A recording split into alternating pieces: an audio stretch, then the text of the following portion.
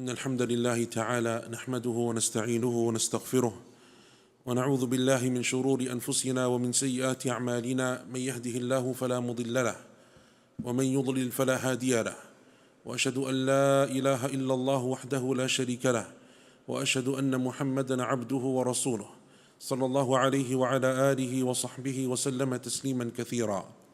يا أيها الذين آمنوا اتقوا الله حق تقاته ولا تموتن إلا وأنتم مسلمون.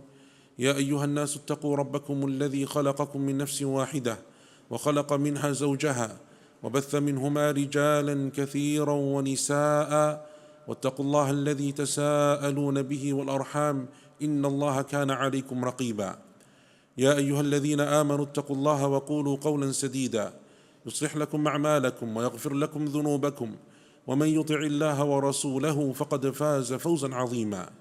أما بعد فإن أصدق الحديث كتاب الله تعالى وخير الهدي هدي محمد صلى الله عليه وسلم وشر الأمور محدثاتها وكل محدثة بدعة وكل بدعة ضلالة وكل ضلالة في النار. In the 11th year of the Hijrah, in the month of Rabi'ul Awwal, our Prophet sallallahu alaihi wasallam passed away. And when he died sallallahu alaihi wasallam, the companions radiyallahu anhum, they were unsure as to what they should do in terms of his burial, in terms of his washing, his shrouding. Because even though the rules of Islam and the laws of Islam in terms of the janaiz and our funerals are laid out, the Prophet sallallahu alaihi wasallam is not an ordinary man like you and I. So the companions didn't know, do we wash him like we wash other people? Do we shroud him like we shroud others? Do we bury him like we bury others? Do we pray over him? They didn't know. It was a unique situation. One of those things and those decisions that they had to make is how to dig the grave of the Prophet sallallahu alaihi wasallam. Because the Arabs had two ways that they would dig graves. One of them is, as we do in this country, they would dig straight down. And the other is that they would dig down, but then they would have a niche to the side. And they would bury the body within that niche or that opening. So they didn't know. What is collected in the Musnad of Imam Ahmad and the Sunan of Ibn Majah on the authority of the companion Anas ibn Malik radiyallahu an, he said that when the Prophet died sallallahu alaihi wasallam, the companions, they asked themselves, which of the two ways do we dig his grave? And there were two companions that used to dig graves at that time, one way and the other way.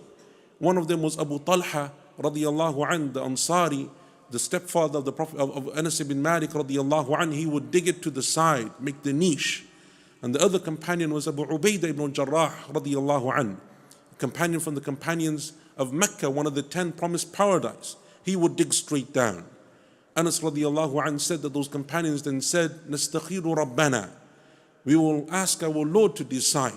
We will call for both of them, فَأَيُّهُمَا سَبَقَ تَرَكْنَاهُ, whichever one of them gets here first, we will let him do his thing.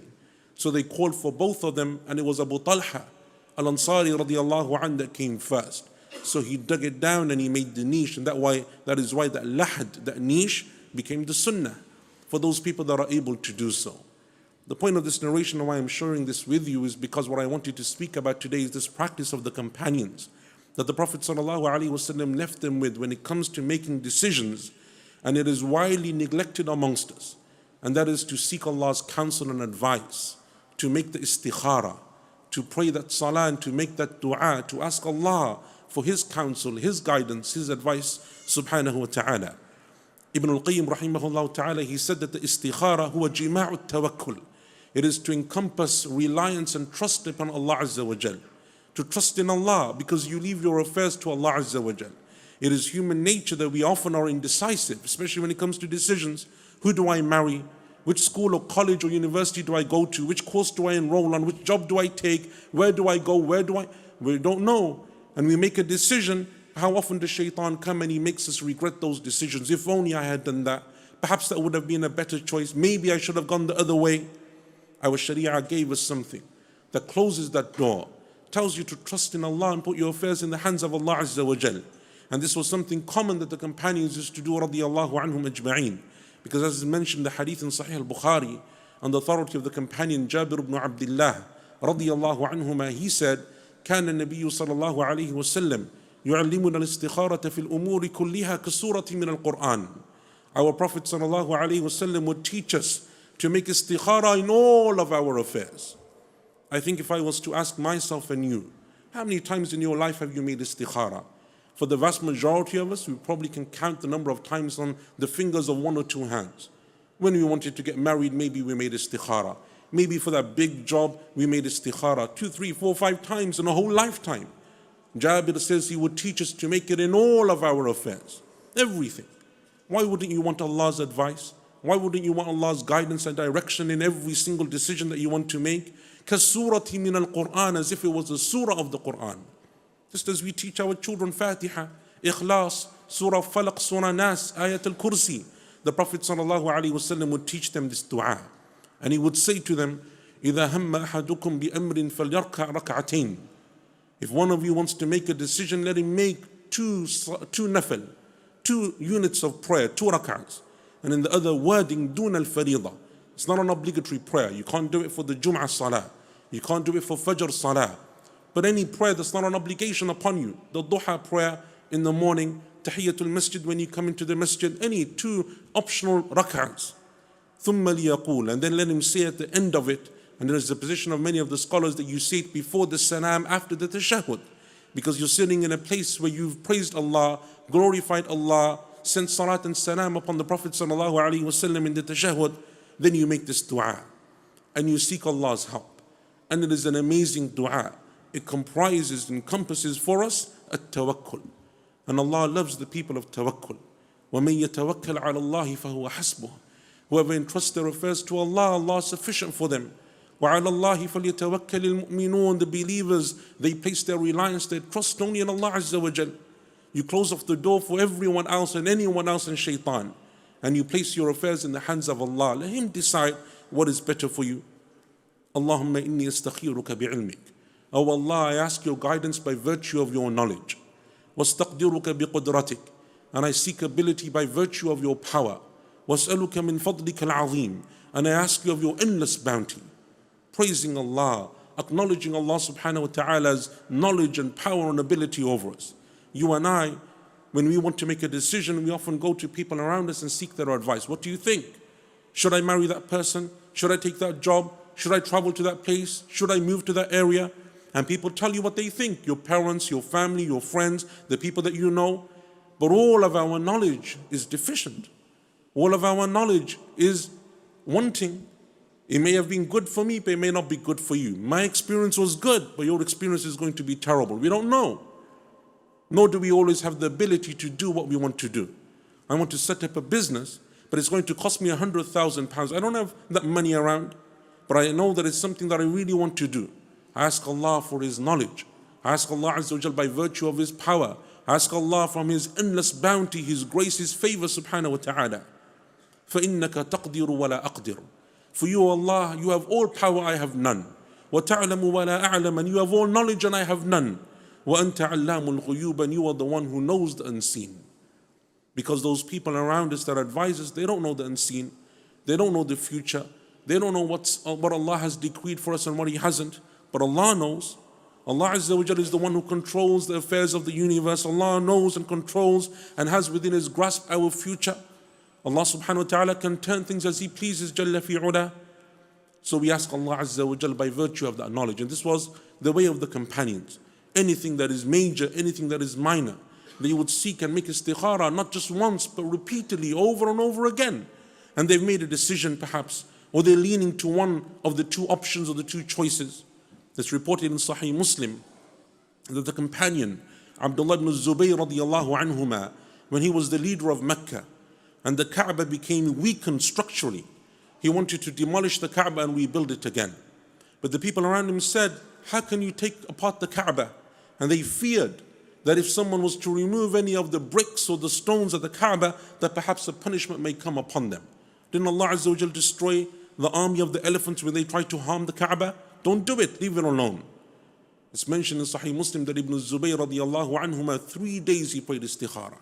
3 days he prayed istikhara before he decided to do it. Because this was the way of the companions. This is what the Prophet told them sallallahu alaihi wasallam. So when you have a choice, when you have something to do, you turn to Allah Azza wa Jal. And look at how the beginning of this dua, all of it revolves around the tawheed of Allah subhanahu wa ta'ala. Acknowledging Allah's power, acknowledging Allah's knowledge, acknowledging Allah Azza wa Jal's supremacy, His majesty over us subhanahu wa ta'ala, that Allah Azza wa Jal is the one who controls our affairs. Allah knows our future. Allah knows better than we do what is better for us. So you turn to Allah subhanahu wa ta'ala and you make dua to Him. Allahumma in kana hadha al-amr khayrun li. Oh Allah, if this affair that I want to embark upon, this choice that I want to make, if it is better for me. And then you mention what that is. And some of the scholars said you can mention multiple things at once. You don't have to pray istikhara for every single decision that you want to make, do it. No, mention all of them together in one. As often as you can, as much as you can. And this is something which we don't do enough of today, and one of the reasons is because we don't often pray nawafil. We pray the obligatory prayers, inshallah, all of us here. We're praying our fajr and our dhuhr, our asr, maghrib and isha. But how often or how much of the nawafil do we pray? But the salaf, they used to pray a lot of optional prayers all the time. So this dua was easy for them to make. Easy in every single salah. So Allah, if you know that this is better for me, fi dini wa ma'ashi wa aqibati amri. Oh Allah, if it's better for me in my religion, in my worldly life and in my hereafter. What an amazing dua. Everything that you require. Some things are good for you in your dunya, but they're not good for you in your religion. They're going to distract you from Allah. They're going to put you on the path of arrogance and misguidance. They're going to take you away from Allah's remembrance. Oh Allah, if this is good for me in my religion, in my dunya and my worldly life, وَعَاقِبَةِ أَمْرِي, and the end of my affairs, meaning the hereafter. فَقْدُرْهُ لِي, then oh Allah, decree it for me. And as is mentioned in the hadith of the Prophet ﷺ, there is nothing that repels the decree of Allah other than dua. Allah decreed something for you, but in Allah's eternal knowledge, He also knew that you would make a dua and Allah would respond to that dua and He would change that decree to another decree. So you make dua and you ask Allah, oh Allah, if it's good for me, then decree it for me. وَإِنْ كَانَ هَذَا الْأَمْرُ شَرٌّ لِي, but if this affair is evil for me, harmful for me, bad for me, في ديني ومعاشي وعاقبة أمري, in my religion, in my worldly life, in my hereafter, فاصرفه عني واصرفني عنه, then remove it from me from it. How often have we had that situation where we've had two choices before us? One of them is easy and the other one is hard. One of them is right in front of you, all you have to do is reach out and grasp it. But no matter how hard you try, you can't do it. Obstacles, problems, reasons, you just can't get that thing that's closer to you. And Allah Azza wa Jalla directs you to something else, perhaps you didn't even think of it. It wasn't even something which you considered, but Allah moved you somewhere else. How many people want to marry someone but they end up marrying someone else? How many people, when they're young, they're like, I want to grow up and be this or that. This is the career and profession I want to choose, but Allah chooses something else for them. How often do things change? Oh Allah, remove me from it from me. وَقْدُرْ لِيَ الْخَيْرَ حَيْثُ كَانَ ثُمَّ رَدِّنِي بِهِ. And then, oh Allah, always decree what is good for me and make me pleased with it. Tawakkul in Allah, being pleased with the decree of Allah subhanahu wa ta'ala, entrusting your affairs to Allah Azza wa Jalla. So then if you now do something, having made that dua multiple times, and Allah chose something for you, and it didn't work out, or you can't see much benefit in it, but you know that Allah chose it for you now, because you made that dua over and over again. You know that Allah knows something that you and I don't know. Maybe the good in it is something which we can't see. Maybe the good in it isn't the good of the dunya, but the ultimate reward of Allah Azza wa Jalla on the Day of Judgment. And also you close the door of shaitan, because you're not going to have any remorses and regrets. I missed that opportunity. I didn't go that way. I didn't take that choice. Allah knew that it wasn't good for me. It seems good. Everyone's saying you made a mistake, but Allah knows what I and you do not know. This is the dua that the companions used to make. And that is why Abdullah ibn Zubayr radiallahu anhuma, going back to that narration, after 3 days of praying istikhara, he said to the people around him that I will go and I will remove the first stone of the Kaaba. If something happens to me, you know, stop, don't do any more. And if nothing happens, then you know that it's okay. So he went and he did it radiallahu anhum, and he rebuilt the Kaaba. Trusting in Allah, asking Allah. This is something which the companions used to do. One of the things that weakens our iman in our time is a lack of tawakkul. Not trusting in Allah Azza wa Jal, not having that ability to entrust our affairs to Allah subhanahu wa ta'ala, be pleased with the decree of Allah Azza wa Jal. A practical, habitual way in which you can build that tawakkul in Allah is by using this dua of the istikhara. May Allah Azza wa Jal make us from the people of tawakkul and reliance, and from those who are pleased with the decree of Allah subhanahu wa ta'ala. Barakallahu li wa lakum fil Qur'ani wa sunnah, wa nafa'ani wa iyyakum bima fihima min al-ayati wal hikmah. Aqulu qawli hadha wa astaghfirullaha li wa lakum wa li jami'il muslimin min kulli dhanbin fastaghfiruhu innahu huwal ghafurur rahim. Bismillah walhamdulillah, salatu wassalamu ala rasulillah wa ala alihi wa sahbihi wa man walah. وسلم تسليما كثيرا أما بعد. This hadith of Jabir radiallahu anhu in Sahih Bukhari that I just narrated, it shows that the Prophet sallallahu alaihi wasallam, one of the objectives of his prophethood and one of the things that he wanted to leave behind for his companions and his followers and his ummah is to strengthen the connection between them and between Allah subhanahu wa ta'ala. And one of the greatest ways that you strengthen that connection with Allah Azza wa Jal is by having these acts of worship that are acts of worship of the heart, actions of the heart. No one else can see them, no one else knows their true measure or worth except the person who practices them on a daily basis. They trust their affairs to Allah subhanahu wa ta'ala. How many people get married and they end up in divorce? How many people start businesses and they end up losing their businesses? How many people buy a home and maybe they lose their home? How many people, and the scenarios are endless. The situations are endless. But to trust in Allah and know that Allah only decrees what is good, even if you and I can't see it. But more importantly, to ward off the whisperings of shaitan. Because one of the greatest weapons of shaitan, especially in our time today, is to make us doubt Allah, to distance us from Allah Azza wa Jal, to make us doubt the wisdom of the decrees of Allah subhanahu wa ta'ala. And so we make choices and then we're second guessing ourselves the next day, the third day, the fourth day. We're always second guessing ourselves. And that's because we don't have that level of trust. The way that the companions did, the way that the prophets of Allah mentioned in the Qur'an, that they would make a choice knowing that Allah Azza wa Jal only chooses for the believers that which is best for them. To trust in Allah, to ask Allah, to seek of Allah. How many acts of worship are found just within this single dua? To turn to Allah, to pray, to make dua, to trust in Allah, to be pleased with His decree, to humble yourself before Allah Azza wa Jal, to seek from Allah's bounty and His pleasure. How many acts of worship just in a single dua? This dua, it is extremely powerful and amazing. And that is why it is something which you should become used to doing on a regular basis for all of the affairs that you have, all of the things that you need to do. Anything that is permissible and allowed, you can make istikhara for it, asking Allah Azza wa Jal for His guidance. We ask Allah subhanahu wa ta'ala that He makes us from the people of tawakkul and from the people who rely upon Him and upon His and believe in His decrees and are pleased with them. We ask Allah Azza wa Jal that He showers His mercy and forgiveness upon us, and that Allah Azza wa Jal makes us steadfast in this religion, and that Allah subhanahu wa ta'ala makes us from amongst those people who live upon Iman and die upon Iman and are resurrected with the people of Iman under the banner of our Prophet sallallahu alaihi wasallam. Subhana rabbika rabbil izzati amma yasifun wa salamun ala al-mursaleen walhamdulillahi rabbil alamin.